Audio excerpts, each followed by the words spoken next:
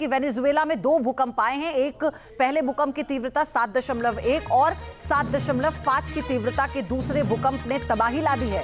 राजधानी काराकस से कई इमारतों के गिरने की तस्वीरें सामने आई हैं। 17 किलोमीटर दूर इसका केंद्र रहा है काराकस से। भूकंप की वजह से एयरपोर्ट की छत का हिस्सा ढह गया। 126 साल में सबसे बड़ा भूकंप है ये।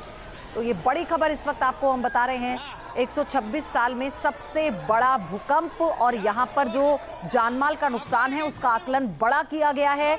जैसे ही इसकी औपचारिक पुष्टि होती है आप तक वो डेटा हम बताएंगे, लेकिन कई सूत्र ये बता रहे हैं कि यहाँ पर कई लोगों को नुकसान पहुंचा है।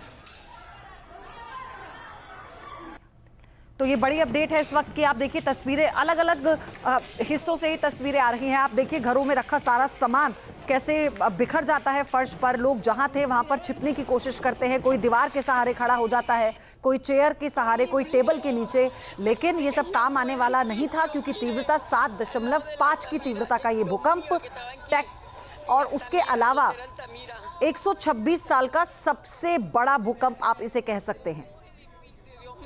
लोग कितने खौफजदा हैं, उनके चेहरों पर डर साफ देखा जा रहा है। जो पैनिक वहां पर हुआ है उसका आकलन आप कर सकते हैं। और इस तस्वीर को आप देखिए, ये तस्वीर जो धुआं उठता आप देख रहे हैं, किसी बम धमाके के बाद का धुआं नहीं है, किसी मिसाइल अटैक के बाद का धुआं नहीं है। दरअसल गगनचुंबी इमारतें हैं जो इस भूकंप के बाद धराशायी हुई, उसी के मलबे से उठता ये धुआं आपको इस तस्वीर में नजर आ रहा होगा। लोगों को संभलने तक का मौका नहीं मिला। कुछ लोग जो बाहर थे वो बच भी गए। वेनेजुएला के भूकंप को लेकर यूएसजीएस ने बड़ा दावा किया है। 2 भूकंप से भारी जानमाल का नुकसान हुआ। 80 लाख से ज्यादा लोगों ने भूकंप के भयंकर झटके झेले हैं। मौत का आंकड़ा बहुत ज्यादा हो सकता है। यूएसजीएस ने कह दिया है 80 लाख की आबादी ने बड़े झटके झेले। आफ्टर शॉक 7.5 मैग्नीट्यूड का जो रहा उसने लोगों को बहुत ज्यादा डराया, बहुत ज्यादा हानि पहुंचाई। लोग संभल पाते इतने दूसरे झटके ने लोगों को तितर बितर कर दिया। देखिए कैसे इमारतें हिल रही हैं, जैसे हवा में कोई ताश के पत्ते की इमारत खड़ी हो जाए और आप पंखा ऑन करते हैं और उसके बाद फिर वो कैसे भरभरा कर गिर जाती है। ऐसा ही हुआ है वेनेजुएला में।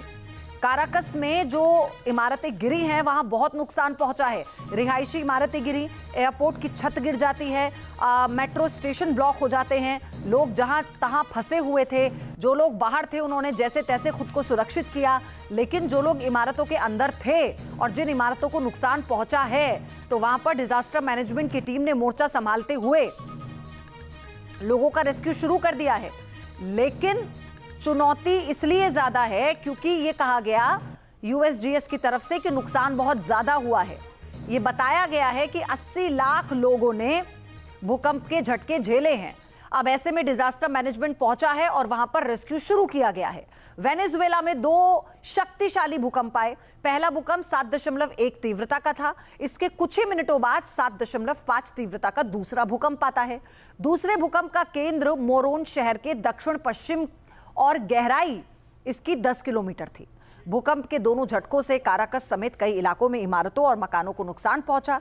स्थानीय मीडिया के अनुसार काराकस एयरपोर्ट की छत का एक बड़ा हिस्सा था वो गिर गया। मलबा गिरने से धूल का बड़ा गुब्बार उठना दिखाई दिया। पिछले 126 साल का सबसे बड़ा भूकंप है। इससे पहले 1900 में 7.7 तीव्रता का भूकंप आया था। यूएस जियोलॉजिकल सर्वे के मुताबिक भूकंप में बड़ी जनहानि हो सकती है। एजेंसी के अनुसार 10,000 से ज्यादा लोगों की मौत की आशंका है।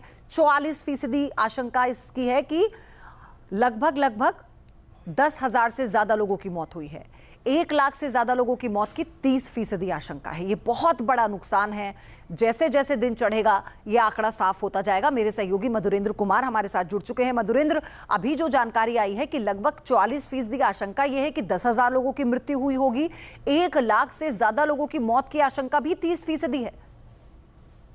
देखिए, बिल्कुल सदी का सबसे बड़ा भूकंप है और इससे जनहानि का जो अंदेशा है वो काफी व्यापक है। क्योंकि आप देखिए मोरोन से लेकर काराकास तक जिस तरह से बिल्डिंग्स गिरी हैं जिस तरह से इमारतें जमींदोज हुई हैं और खासकर आप इसमें देखिए कि लाखों की संख्या में लोग प्रभावित हुए हैं। तकरीबन 80 लाख लोग जो हैं वो सीधे सीधे बचाए जा रहे हैं कि इस भूकंप के इम्पैक्ट में आए हैं, क्योंकि 2 भूकंप और एक के बाद एक आप देखिए ऐसा है कि आफ्टर शॉक जो है वो पहले से ज्यादा खतरनाक है। 7.1 में अगर आप भूकंप के झटकों के जरिए आप तमाम बिल्डिंग्स और इमारतें गिरती हुई दिख रही हैं, तो जाहिर है कि जो इमारतें बच गई होंगी वो भी 7.5 में अगले भूकंप में जमींदोज हो गई हैं।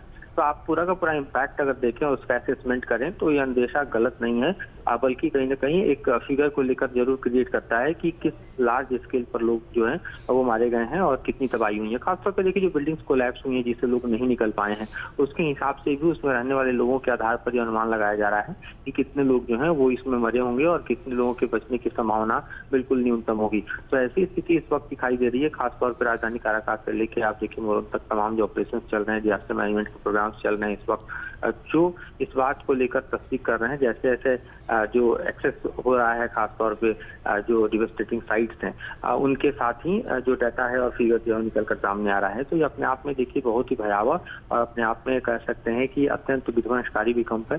सदी में इस तरह का भूकंप नहीं देखा गया, ये कहा जा सकता है।